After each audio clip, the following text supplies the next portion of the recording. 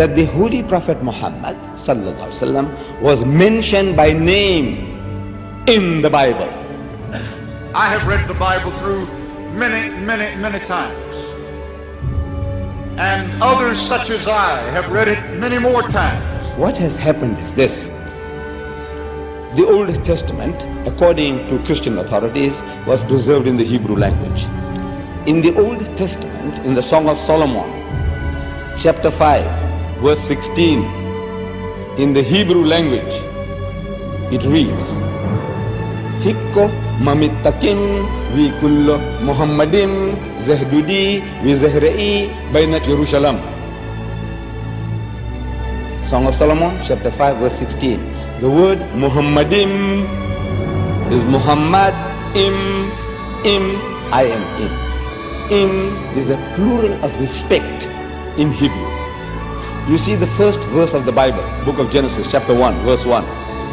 It says, in the beginning, God created the heavens and the earth. The word God in Hebrew there is Elohim. In Hebrew, El stands for God, Elah stands for God, Elohim is a plural form to say with awe, respect and reverence, plural of respect.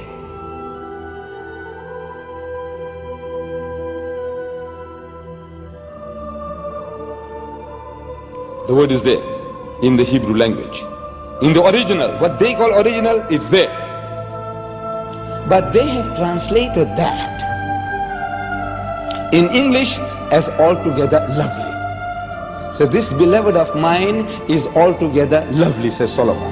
You can't associate with the word Muhammad. You read it 1,000 times, altogether lovely, altogether lovely. Or let's say in another language, the praised one, the praised one. Muhammad means the praised one. But he said the praised one, the praised one. You can't think that he's talking about Muhammad, though Muhammad means the praised one. You have no right to translate names of people.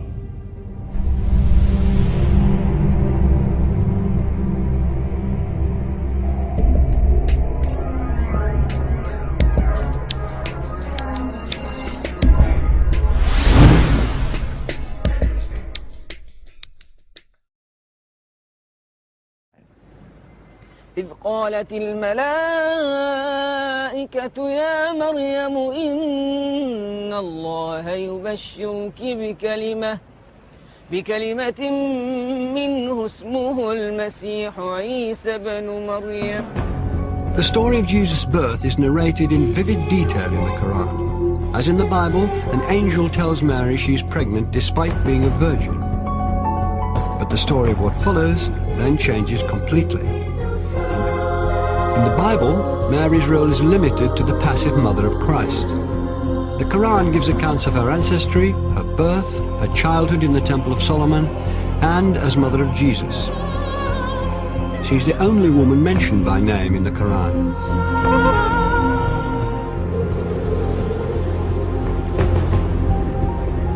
The ability to talk as a newborn child is one of many miracles not recorded in the biblical account of Christ's life. We have more sayings in the Islamic tradition about Jesus than you'll find in the Gospels themselves. So there is a possibility that other things did happen. There were many Gospels around that didn't all make it into the New Testament. And the Church tried to limit the number of Gospels. In the Christian narrative, the most central and fundamental point of Christianity is the death and resurrection of Jesus Christ. Well, Islam basically denies that. وقولهم إنا قتلنا المسيح عيسى بن مريم رسول الله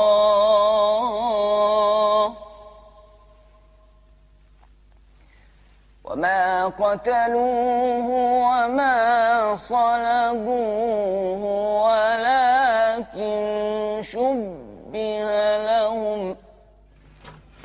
To find the story of Christ's crucifixion and resurrection being changed is too much for some Christians. J. Smith is an evangelical Christian who spent 25 years studying Islam. is dedicated to disproving the Quran's version of Jesus' last day on earth. If Jesus were to come down to Speaker's Corner, I would imagine he'd get up on the ladder like I'm going to get up on the ladder. And what he would say to Muslims specifically is he would probably confront them with what they've done to him, what their scriptures have done to him, not them personally, what their scriptures have done to him by taking away his divinity, by also suggesting that the greatest act of history, the most sacrificial act that anybody has done, to die for mankind, God himself to die for that which he has created, has completely been eradicated, has completely been thrown out of their scriptures. The essence of Islam is submission to the absolute, to the divine. And that's where salvation lies, in submission to the divine, or at least a recognition of the divine. In Christianity, salvation lies through the acceptance of the blood of the Lamb. That is a completely different narrative than the Quran is giving. Who's right? Well, the Quran says, you make your choice here, and I'm going to let you know in the next world. In the Quran it says that on the Day of Judgment, God will actually ask Jesus Christ, did you tell the people that you were God? And Jesus says, you know what I said, you see everything I say and do. I would never say that. Glory to you, transcendent are you. I would never say that. I have no right to say that. Why aren't you Muslim? Why aren't I? I'm a Jew. You're a Jew? Oh, I was previously Christian. For Christians to believe that Jesus was God in human form is absolutely fundamental, because it means that God understands us. God isn't some distant deity living in the glory of heaven. He can understand what it's like to be in pain, to be betrayed, to be hurt, to be bruised, to be bullied. God understands our situation. If Jesus was God, then who was supporting the world while he was supposed to be dead? Or if he was God, then who was he praying to? 3 books. What doesn't work is that God has family. I can't believe that Mary can give birth to God. For God to be God, he has to be the creator and not become part of creation. Officials act that anybody has done to die for mankind, God himself to die for that which he has created, has completely been eradicated. But God is not bound in the frame of reference. He is the creator of time. Time is a creation of God. Matter is a creation of God. These are transient entities.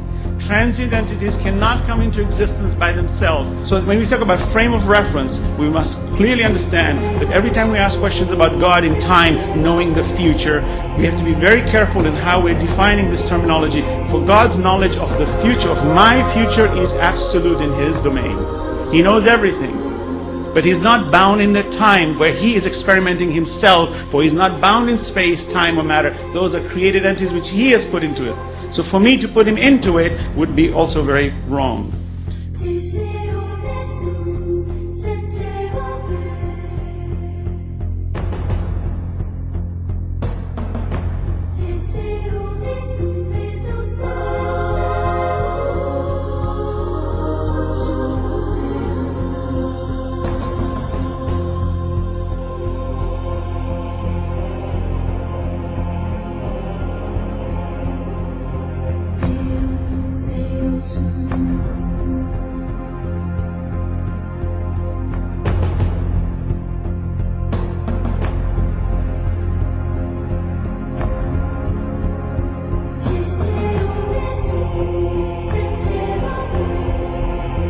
Prophet Adam was created from no female and no male. Eve was created from one male and no female. Jesus was created from one female and no male.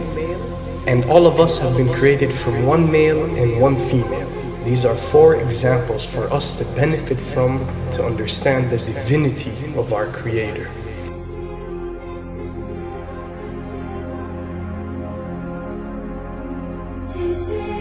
Then there is no difference that cannot be overcome between Christianity and Islam.